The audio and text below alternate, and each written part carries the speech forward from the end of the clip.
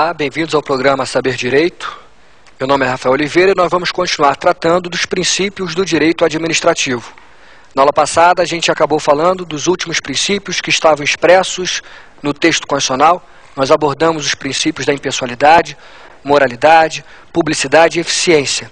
Na primeira aula, a gente já tinha falado do princípio da legalidade e a partir da aula de hoje, nosso terceiro encontro, nós vamos tratar de princípios implícitos no direito administrativo e a gente vai tratar, na aula de hoje, do princípio da razoabilidade, do princípio da proporcionalidade e do princípio tradicional da supremacia do interesse público sobre o interesse privado. Portanto, a partir da aula de hoje, nós vamos abordar outros princípios que não estão expressamente colocados no artigo 37 caput do texto constitucional.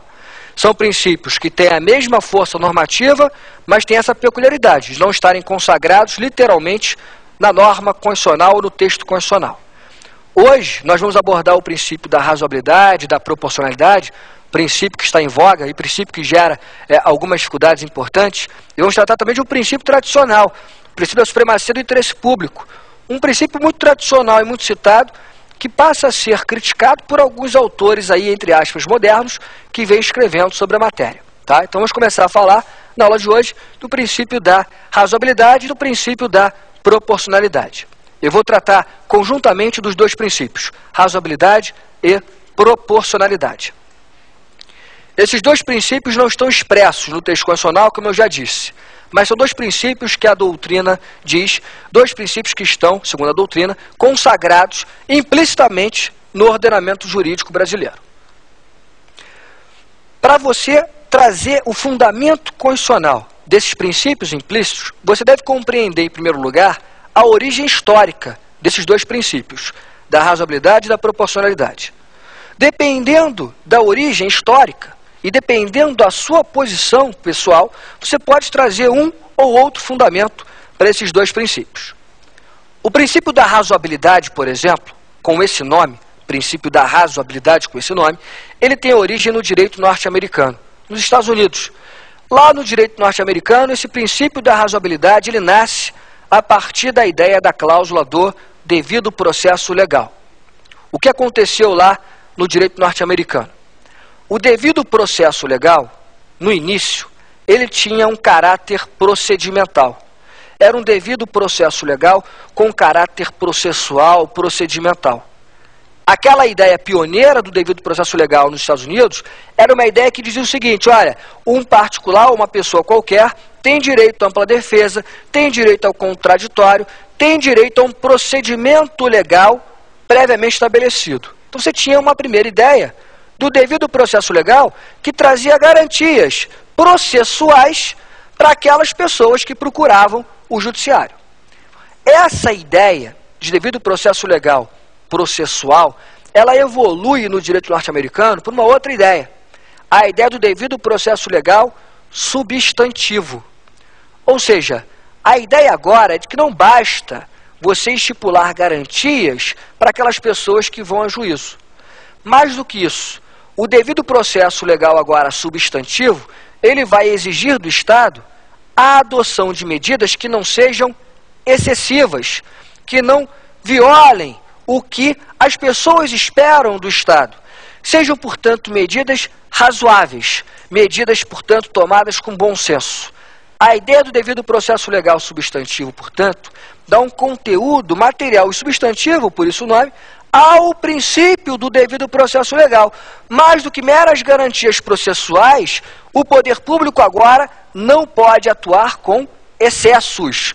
Ele tem que atuar com parcimônia, com bom senso, ainda que seja difícil estabelecer até onde vai o bom senso em determinado momento histórico.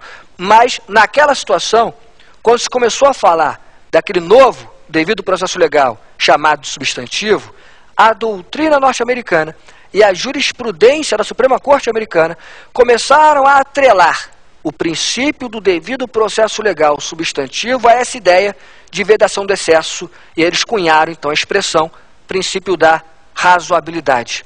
O poder público não pode atuar com excesso, ele tem que atuar com razoabilidade. Uma ideia ampla, uma ideia por vezes vaga, mas que a gente vai tentar concretizar daqui a pouquinho com algumas noções mais exatas. Por enquanto, o que me importa é essa primeira ideia de que o princípio da razoabilidade, com esse nome, ele surge no direito norte-americano com a consagração da cláusula do devido processo legal substantivo.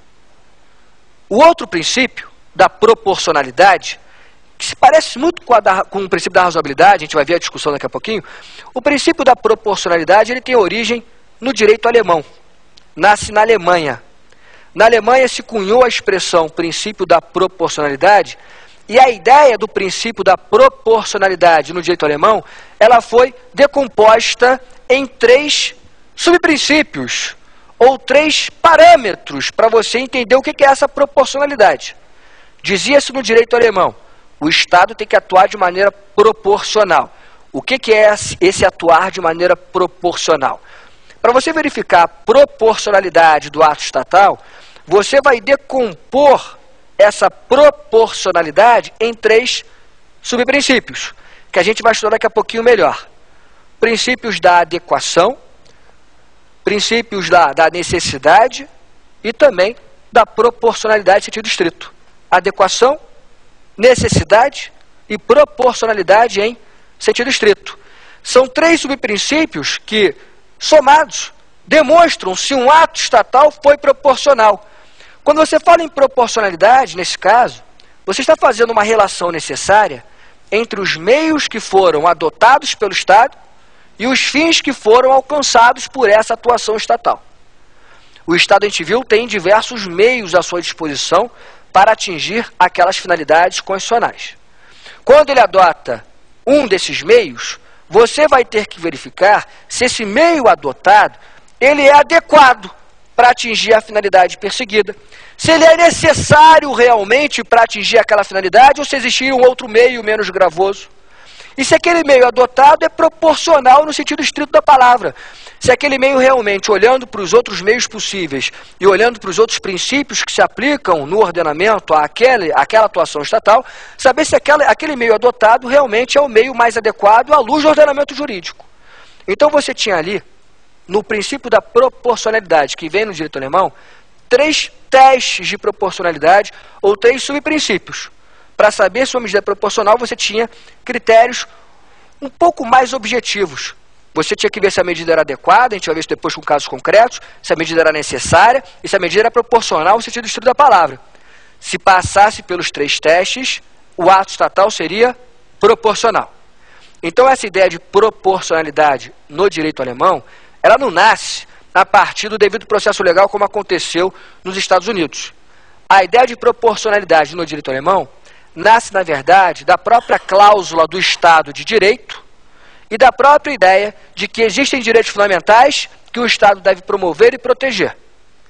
No direito alemão, portanto, o princípio da proporcionalidade, que não é também um princípio expresso, ele nasce a partir da cláusula do Estado de Direito e da própria ideia de que existem direitos fundamentais que o Estado tem que proteger e promover.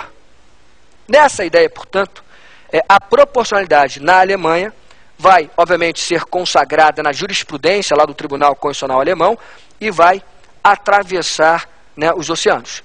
Essa ideia vai se expandir e vai tomar a jurisprudência e as doutrinas mundo afora. E chega ao Brasil também essa ideia de proporcionalidade. De modo que a gente hoje no Brasil encontra essas 2 noções, princípio da razoabilidade e princípio da proporcionalidade, que têm origens diferentes. O princípio da proporcionalidade com aqueles 3 testes, com aqueles 3 subprincípios, o princípio da razoabilidade com a ideia de vedação do excesso. Esses 2 princípios são trazidos para o ordenamento brasileiro. E aí eu volto àquela minha pergunta, àquela minha colocação inicial. De onde nós vamos extrair esses princípios implícitos da razoabilidade ou da proporcionalidade? Dependendo da sua posição,